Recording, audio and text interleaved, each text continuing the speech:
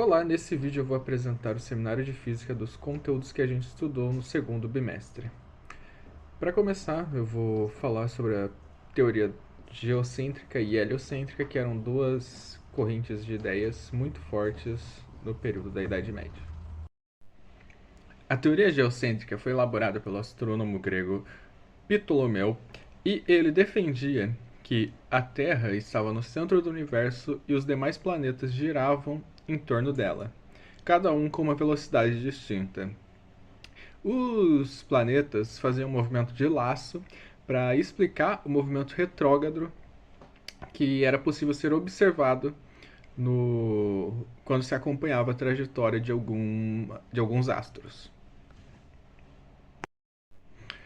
O heliocentrismo, em oposição, defendia que o Sol estava no centro do universo e ele foi elaborado pelo Nicolau Copérnico. Dentro do heliocentrismo, os planetas tinham uma trajetória circular que posteriormente seria alterada para uma trajetória elíptica. Vamos falar então das seções cônicas e dar um pouco de atenção para as elipses. As seções cônicas são curvas formadas pela intersecção entre um plano e um cone duplo, e essas seções podem ser chamadas de parábola, hipérbole, elipse ou até mesmo círculo, dependendo da inclinação desse plano.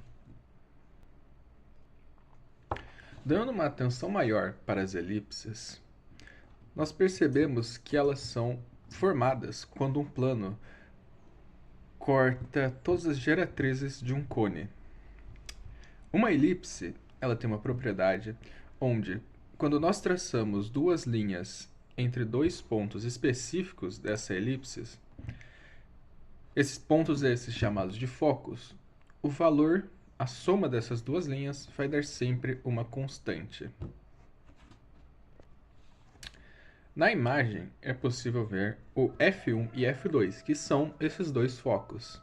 E, quando nós traçamos uma linha de um foco até a circunferência da elipse, nós traçamos essa linha para o F1 e para o F2. Quando nós somamos essas duas linhas, o tamanho delas, isso resultará sempre em uma constante. Ao somar a distância de D1 com D2, nós obtemos o valor de 2A. 2A então é representado pela soma de D1 com D2. E a distância entre o F1 e o F2 nós chamamos de 2C. A partir disso, nós podemos extrair a propriedade da excentricidade de uma elipse. A excentricidade, representada pela letra E, é igual a C sobre A. Então, a partir da excentricidade, nós conseguimos entender melhor as outras curvas formadas pelas seções cônicas. Quando um plano intercepta um cone com uma inclinação paralela à de uma de suas diretrizes, a figura que surge é uma parábola. Uma parábola, ela tem a excentricidade 1. Quando um plano atravessa um cone duplo de forma paralela ao seu eixo, a curva que surge é uma hipérbole. A hipérbole possui a excentricidade maior que 1. E quando o plano é paralelo à base do cone, a figura formada é um círculo, que possui a excentricidade de 0. A trajetória de um planeta é definida por uma elipse, onde o Sol está em um dos dois focos dessa elipse. Sendo assim, uma elipse é de extrema importância para entender as leis de Kepler que serão apresentadas agora. Kepler era um astrônomo que estudou e observou a trajetória de vários planetas e estabeleceu algumas leis sobre isso. Ele fundamentou toda a astronomia atual. A primeira lei de Kepler diz que cada planeta se move em uma trajetória elíptica com o Sol em um dos seus focos. Ele estabeleceu também que o ponto onde o planeta se encontra mais próximo do Sol é chamado de periélio, enquanto que o ponto em que o planeta se encontra mais distante do Sol é chamado de afélio. Com base nisso, ele criou a sua segunda lei, que fala que quando nós traçamos uma linha que vai do Sol a um planeta qualquer, essa linha vai varrer uma área igual para um intervalo de tempo igual. Isso implica que a velocidade de um planeta não é constante em toda a sua órbita, uma vez que a excentricidade de uma elipse implica que, para varrer uma área igual, seja necessário que você percorra uma distância maior. Ou seja, no mesmo tempo, um planeta precisa percorrer uma distância maior porque a área de uma elipse não é igualmente distribuída dentro dos seus focos. A partir de várias outras observações e outras análises, Kepler estabeleceu a sua terceira lei. Ela fala, basicamente, que o quadrado do período orbital de qualquer planeta é proporcional ao cubo de sua distância média até o Sol. Em resumo, quando nós fazemos essa operação, nós vamos conseguir sempre uma constante chamada k. Sempre que nós fazemos o período orbital de um planeta elevado ao quadrado sobre a distância média de um planeta até o Sol elevado ao cubo, nós vamos sempre conseguir uma constante k que é igual para todos os planetas, implicando que quanto maior for o raio orbital do planeta, maior será o tempo que ele vai demorar para fazer uma volta em torno do Sol.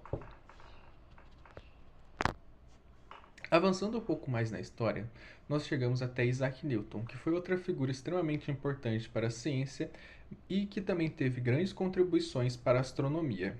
Mas, para entender as contribuições de Isaac Newton, nós também precisaremos entender as suas três leis.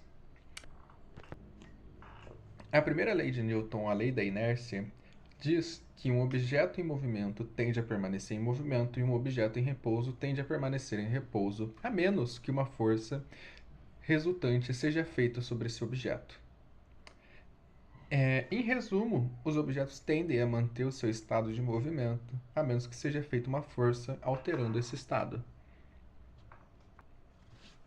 A segunda lei de Newton, ou o princípio fundamental da dinâmica, fala que a aceleração de um objeto vai ser proporcional à força resultante feita sobre esse objeto. Ou seja, F de força resultante é igual a massa vezes a aceleração, ou a aceleração é igual à força dividida pela massa. A terceira lei de Newton, lei da ação e reação, diz que para toda força sendo exercida, há uma força de reação sendo feita com igual intensidade e sentido oposto.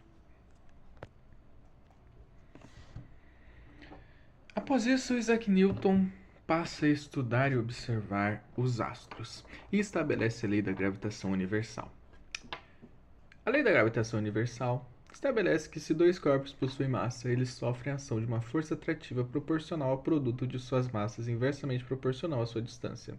Ou seja, F é igual a G, que é a constante gravitacional universal, M, que é a massa gravitacional ativa, e mzinho, que é a massa gravitacional passiva, sobre d ao quadrado, que é a distância entre as massas ao quadrado. Então, nós podemos juntar isso com o que a gente já aprendeu sobre as três primeiras leis de Newton e nós percebemos que F também é igual a m vezes a. Ao trazer esse raciocínio para essa nova fórmula, nós podemos separar a massa da aceleração. Porque, veja, se a força é igual a massa vezes a aceleração, e nós já temos o valor da massa nessa fórmula, nós vamos ter que a aceleração é igual ao resultado de gm sobre d ao quadrado. Assim, nós chegamos na aceleração da gravidade. Se nós substituirmos esses valores de gm sobre d ao quadrado pela constante gravitacional, a massa da Terra e a distância ao quadrado do raio da Terra, nós vamos chegar no resultado de 9,82 metros por segundo ao quadrado, que é a aceleração da gravidade na Terra.